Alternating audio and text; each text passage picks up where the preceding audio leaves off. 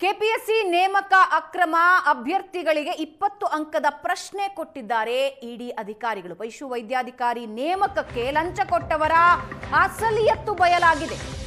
300 ಅಂಕದ ಪ್ರಶ್ನೆಯಲ್ಲಿ 90% ಉತ್ತರಿಸಿದವರಿಗೆ 20 ಪ್ರಶ್ನೆ ಕೊಟ್ಟಿದೆ ಇಡಿ. ನಿನ್ನೆ ಇಡಿಯಿಂದ ಪಶುವೈದ್ಯಾಧಿಕಾರಿ ಹುದ್ದೆಗೆ ಯಾರ್ಯಾರು ನೇಮಕ ಆದ್ರಲ್ಲ ಅವರ ವಿಚಾರಣೆ ಆಯಿತು. 20 ಪ್ರಶ್ನೆ ಕೊಟ್ಟು ತಕ್ಷಣ ಉತ್ತರ ಬರೀರಿ ಅಂತ ಸೂಚನೆ ಕೊಟ್ಟಿದ್ದಾರೆ. ಇಡಿ ಕೊಟ್ಟ ಪ್ರಶ್ನೆಗಳಿಗೆ ಉತ್ತರಿಸೋದಕ್ಕಾಗದೆ ಅಭ್ಯರ್ಥಿಗಳು ತಪ್ಪೊಪ್ಪಿಕೊಂಡಿದ್ದಾರೆ.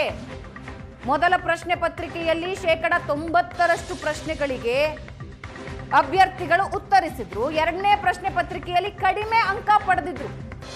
ಆ ಅಭ್ಯರ್ಥಿಗಳ ಮೇಲೆ ಶಂಕೆ. OMR ಶೀಟ್ಗಳು ತಿದ್ದುಪಡಿಯಾಗಿರೋ ಬಗ್ಗೆನೂ ಕೂಡ ಇಡಿ ತನಿಖೆಯಲ್ಲಿ ಬಯಲಾಗಿದೆ.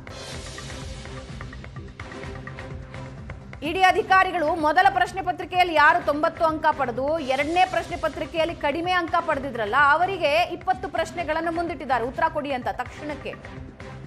ಆಗ ತಬ್ಬಿಬ್ಬಾಗಿರೋ ಅಭ್ಯರ್ಥಿಗಳು ತಪ್ಪೊಪ್ಪಿಕೊಂಡಿದ್ದಾರೆ.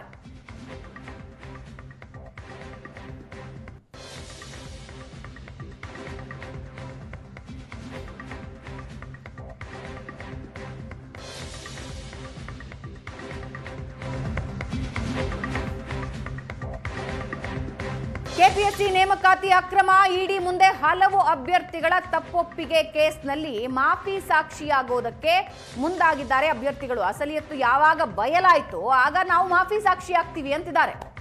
ಏನೇನಾಯ್ತು ಅನ್ನೋದನ್ನ ಹೇಳಿ ಮಾಫಿ ಸಾಕ್ಷಿಯಾಗ್ತೀವಿ ಅಂತಿದ್ದಾರೆ. ಅಭ್ಯರ್ಥಿಗಳ ಹೇಳಿಕೆ ದಾಖಲಿಸಿ ಬೆಂಗಳೂರಿನ ಹಲವೆಡೆ ಇಡಿ ದಾಳಿ ಮಾಡಿದ್ದು ತಪ್ಪೊಪ್ಪಿಕೊಂಡ ಅಭ್ಯರ್ಥಿಗಳನ್ನ ಕರೆದೊಯ್ದು ರೆಸಾರ್ಟ್ ಮೇಲೆ ದಾಳಿ. ಪ್ರಶ್ನೆ ಪತ್ರಿಕೆ ಲೀಕ್ ನಂತರ ವಿದ್ಯಾರ್ಥಿಗಳಿಗೆ ಆರೋಪಿಗಳು ತರಬೇತಿ ಕೊಟ್ಟಿರ್ತಾರೆ. ಇಡಿ ಅಧಿಕಾರಿಗಳ ಬೇಟೆ ಮುಂದುವರೆದಿದ್ದು ಯಾವಾಗ ಸಿಕ್ಕಾಕೊಂಡ್ರು ಆಗ ಮಾಫಿ ಸಾಕ್ಷಿ ಆಗ್ತೀವಿ ಅಂತಿದ್ದಾರೆ ಅಭ್ಯರ್ಥಿಗಳು. ಪ್ರಶ್ನೆ ಪತ್ರಿಕೆ ಲೀಕ್ ಆದ ಮೇಲೆ ಇವರುಗಳಿಗೆ ಟ್ರೈನಿಂಗ್ ಕೊಟ್ಟಿರ್ತಾರೆ.